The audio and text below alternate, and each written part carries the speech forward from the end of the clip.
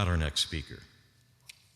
Dr. Stephen Smart is a clinical associate professor of medicine at the University of Illinois College of Medicine and is in private practice at the Springfield Clinic in Peoria.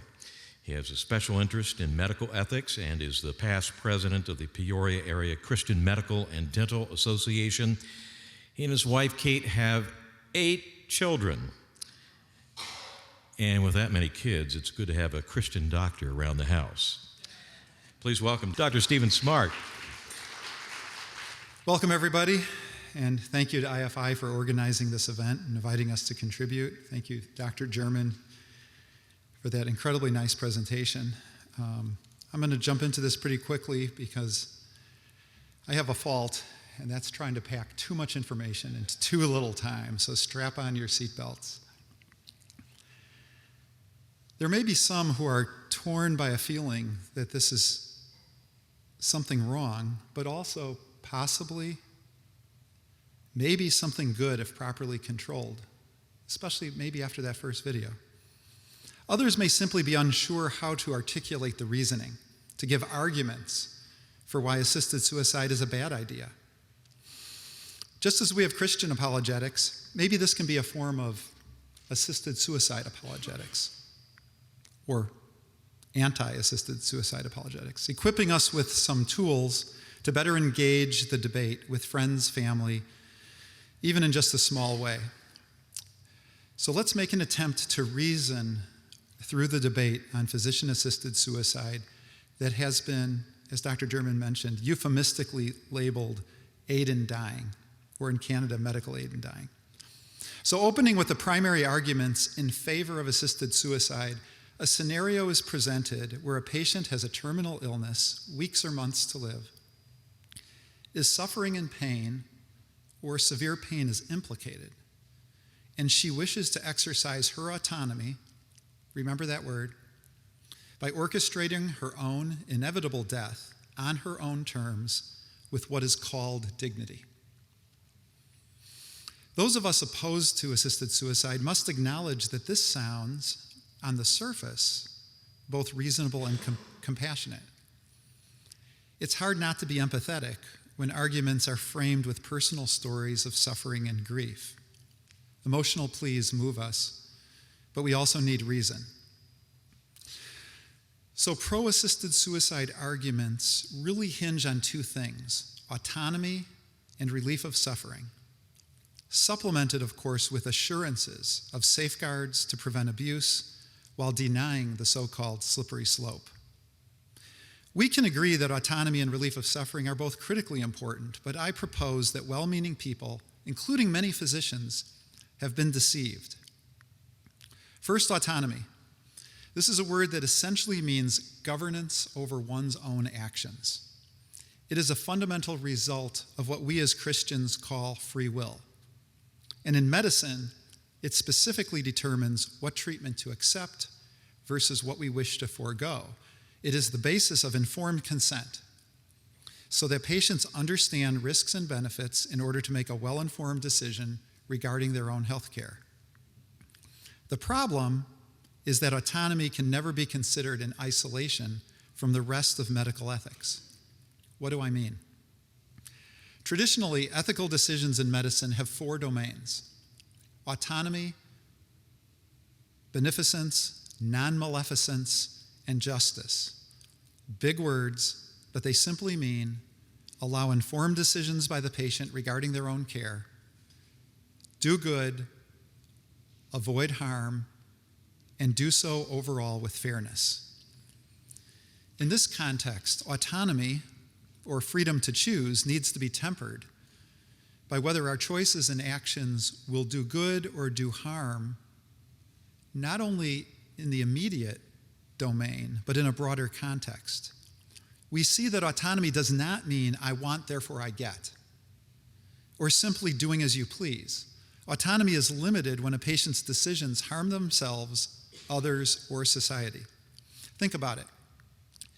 If autonomy, what Dr. German called radical autonomy, very well put, were king, there would be no principled way of denying any request. Physicians would have to grant anything, whether reasonable or unreasonable. As an everyday example, doctors frequently refuse patients' requests for antibiotics for a viral illness. Because there are no benefits, there are risks of side effects for the patient and a risk of societal harm from bacterial resistance. By its own logic, using autonomy as the main argument for assisted suicide makes it inconsistent to deny it for virtually any reason. And maybe we'll come back to that. What about relief of suffering? Well, of course, we're committed to relieve suffering as medical professionals. This is where good palliative care comes in. Dr. Sharon Quick, a former classmate of mine and anesthesiologist, has testified in a number of states, but one of her quotes is that pain or inadequate symptom management should never be a reason for terminally ill patients to seek lethal drugs. Testimonies about patients with excessive pain or other symptoms at the end of life indicate that these patients had inadequate palliative care. Most dying patients are comfortable and do not seek legal drugs because of pain. A wish to die might really mean, I'm afraid, I'm a useless burden. Often this is a plea for help and reassurance of their value, not a true desire to kill themselves. Indeed, data from Oregon show that the top reasons for requesting assisted suicide were concerns about lost autonomy and control, impaired ability to participate in pleasurable activities, loss of dignity, and feeling as a burden. Let me ask you, who do these features remind you of but friends and family members with disabilities? While the dying patient may certainly have physical symptoms such as pain, nausea, shortness of breath, etc., all of which are treatable, there is usually more psychological distress based on hopelessness, anxiety, depression, dependency, and sometimes even unresolved conflict. Knowing this, we see that relief of suffering is often just a restatement of autonomy. We feel a certain way, so we get to choose, and you, the medical profession, must oblige. We are the consumers, you are the providers. Now let's move to opposing arguments and problems with assisted suicide. If arguments in favor rest on autonomy and relief of suffering, the opposition to assisted suicide is largely based on ethics and then more practical problems. Ethics is the study of moral choices, or more simply, doing the right thing. The most consistent ethical traditions of medicine emphasize care and comfort. The prohibition on killing dates back to the original Hippocratic Oath, written at a time, as you've heard, that euthanasia was actually common. Intentionally ending a person's life is fundamentally inconsistent with our role as a healer.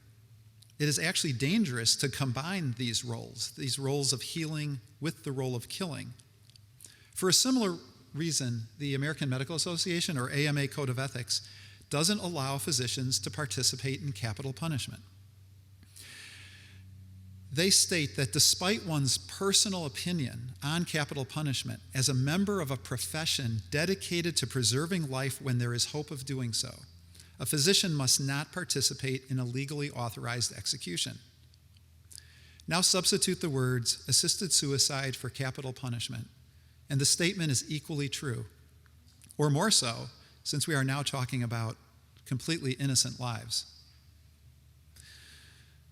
Some might argue that assisted suicide is ethically no different than withdrawing treatment on the basis of a patient's wish. After all, both paths lead to a patient's death.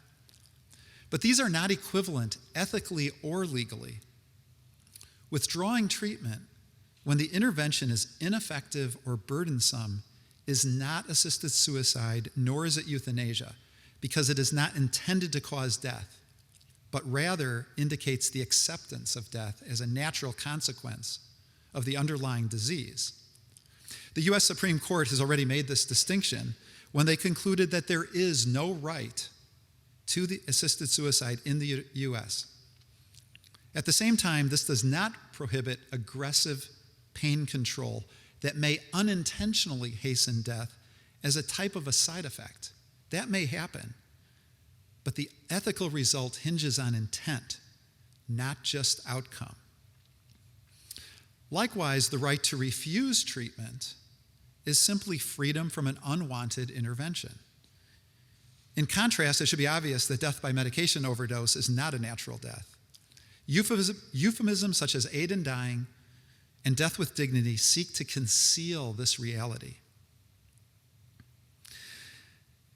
Now, beyond the compelling ethical challenges of assisted suicide, there are also many practical problems. And with credit to Ryan Anderson, president of the Ethics and Public Policy Center, these can be summarized under three categories: corrupting the culture of medicine, the failure of safeguards, and societal risks. We have already touched on how the culture of medicine might be corrupted while discussing medical ethics. We stated that medicine is devoted to healing, just like teachers are devoted to learning and clergy to things of God. The Hippocratic Oath proclaims, "I will keep the sick from harm and injustice. I will neither give a deadly drug to anyone who asks for it, nor will I make a suggestion to this effect." Human life need not be extended by every means possible, but intentionally taking a life allows the tools of healing to be used as those of killing, and this corrupts the defining goal of the profession. There is also something special about the patient-physician relationship. Assisted suicide damages this relationship by reducing trust in doctors and their commitment to the health of their patients. Physicians have specialized knowledge, experience, and prescribing powers, while on the other hand, illness makes patients vulnerable. In this inherently unequal relationship, ethical boundaries are necessary to protect both patients and the profession of medicine. This is more than speculation. Meet Katherine Judson. She brought her very ill husband to Oregon, expecting that he would get proper care. Instead, she overheard the doctor recommend use of the assisted suicide law, telling him that Katherine might be spared much pain if he used the law. Could Katherine ever trust her husband to an unknown medical professional again? Laws are also a teacher. They help shape what we believe and how we act. Social messages are sent. If someone is seriously ill, taking one's life now becomes something to think about. John Finnis of the University of Notre Dame Law School puts it this way: "Now change the law and the professional ethic. Killing with intent becomes a routine management option. Oh yes, there are restrictions, guidelines, paperwork, but as nothing compared to our doctors' change in heart, professional formation, and conscience." Moreover, as briefly mentioned, assisted suicide creates perverse incentives for insurance companies, as it will become a cost-effective solution to otherwise expensive health problems. For example, Barbara Wagner was denied coverage for a cancer treatment that had measurable success in prolonging life and easing cancer pain. The denial letter from the State of Oregon Health Plan stated that it would not cover that medication, but it would cover end-of-life care, including physician aid in dying. According to Mrs. Wagner, they will pay to kill me, but they will not give me the medication to try and stop the growth of my cancer. And in the UK, across the pond, Baroness Mary Warnock, referred to as a leading British ethicist, has argued, if you're demented, you're wasting people's lives, and you're wasting the resources of the National Health Service. Safeguards. What about the alleged boundaries and safeguards to limited assisted suicide, or to limit assisted suicide? First, even if you accept the argument for PAS, or assisted suicide, on the basis of autonomy and compassion, the legal protections are ineffective. There is not time tonight for an exhaustive review, but let's highlight a few of those problems. The organization Compassion and Choices, a pro-assisted suicide organization, keeps a list of friendly doctors for doctor shopping. Indeed, the median length of physician-patient relationships regarding Oregon's assisted suicide law, and this is 2023 data, has fallen to 6 weeks. Only 6 weeks. Most practitioners of assisted suicide in Oregon do not really even know their patients. Kate Cheney, an 85-year-old dementia patient, requested assisted suicide drugs and was originally denied by her private physician, but her daughter shopped for a doctor until she found one that wrote the prescription. The second physician ordered a psychiatric evaluation, which found that Kate was not competent to make that decision. So she was sent to another psychologist who deemed that she was. And the second psychologist noted the possibility even of coercion by the daughter. But Kate received the prescription regardless and died.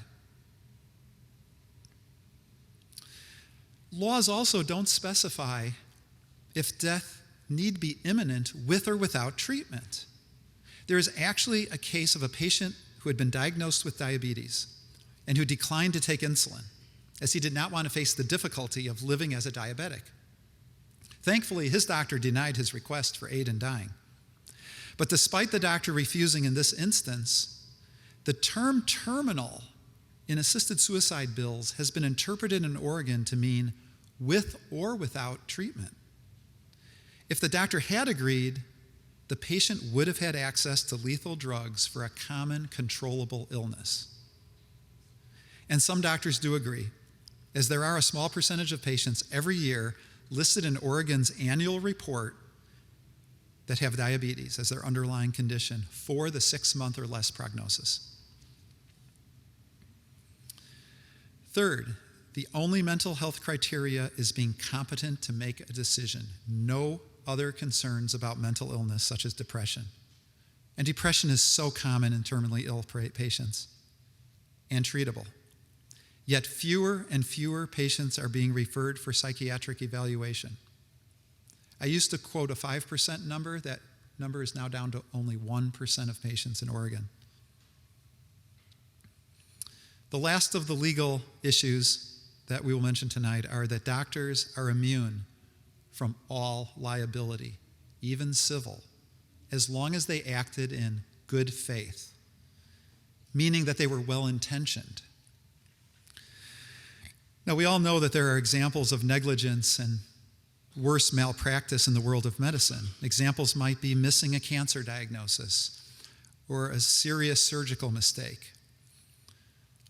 But with assisted suicide laws, there is no recourse as long as the provider subjectively meant well, even on the basis of gross negligence by misdiagnosing a patient. As psychiatrist Aaron Cariati relates, if assisted suicide is a good, why limit it only to a select few? Why put 6 months? Why make it terminal? If it's good for terminal illnesses with less than 6 months, why isn't it good for chronic illnesses that are a burden for years, decades? And why limit it to self-ingestion, a drink, when an IV injection is much more efficient? This is simply where the logic of assisted suicide takes you. Once the first assisted suicide laws are in place, there is inevitable loosening of the boundaries and the alleged safeguards.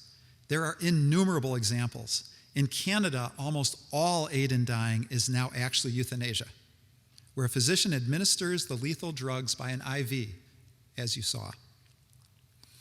So now it's not assistance anymore in suicide, but a direct act of killing. Canada has also changed their law to allow aid in dying for depression. The enactment was recently delayed, but the procedures are being worked out. While Belgium and the Netherlands even allow euthanasia for infants and children, the list goes on. This is not a slippery slope, it's a cliff. Disability has also become a grounds for termination. Examples across the world include deaf twins going blind in Belgium, a transsexual who had operations gone bad, a blind woman, chronic anorexia, and even severe tinnitus. The forces behind assisted suicide in the U.S., Compassion and Choices in particular, know all of this. It is where they want to go. But strategically, they know that it will require small steps. So they argue for safeguards and limitations for now. And then slowly over time, as a culture of acceptance grows, both within medicine and the wider community, they expand the use. This is not conspiracy theory, not the slippery slope fallacy, but something that is playing out around the world. Indeed, the latest proposed law in California, SB 1196, hopes to remove the waiting period, change terminal illness to irremediable medical condition, include patients with dementia, and change self-ingestion or assisted suicide to IV administration, euthanasia. Lastly, as Ryan Anderson has also pointed out, assisted suicide compromises the family and our traditional obligations to the elderly. Not only will the temptation to view elderly or disabled family members as burdens rise, but the trend will be for the elderly and the disabled to view themselves as burdens. Instead of the solidarity of the community and true compassion, assisted suicide threatens to create cheap solutions by eliminating those perceived as socially and economically burdensome. Indeed, in the Netherlands, families have initiated the request for euthanasia more often than patients themselves. Even if effective, legal safeguards would not prevent the moral message that some lives are simply not worth living. Eventually, the so-called right to die morphs into a duty to die, and that will be a sad day. Victoria Reggie Kennedy, the widow of the late Senator Edward Kennedy, campaigned against the bill that would have legalized assisted suicide in Massachusetts. I'm going to finish up with her own words. When my husband was first diagnosed with cancer, he was told that he had only 2 to 4 months to live, that he'd never go back to the U.S. Senate, that he should get his affairs in order, kiss his wife, love his family, and get ready to die. But that prognosis was wrong. Teddy lived 15 more productive months. Because that first dire prediction of life expectancy was wrong, I have 15 months of cherished memories. Memories of family dinners and song fests with our children and grandchildren, memories of laughter and, yes, tears, memories of life that neither I nor my husband would have traded for anything in the world. When the end finally did come, natural death with dignity, my husband was home, attended by his doctor, surrounded by family and our priest. Mrs. Kennedy concluded that most people wish for a good death, surrounded by loved ones, perhaps with a doctor and or clergyman at our bedside. But with assisted suicide, what you get instead is a prescription for up to 100 capsules dispensed by a pharmacist, taken without medical supervision, followed by death, perhaps alone. This seems harsh and extreme to me, end quote. In conclusion, as we've seen, the main arguments in favor of assisted suicide are resting on autonomy and relief of suffering. Unfortunately, autonomy is taken to an extreme, while disregarding the other tenets of medical ethics. Meanwhile, the safeguards are illusory, the slippery slope inevitable, and the practice guarantees to corrupt the culture of medicine, endanger the weak and disabled, and compromise our families. Thank you.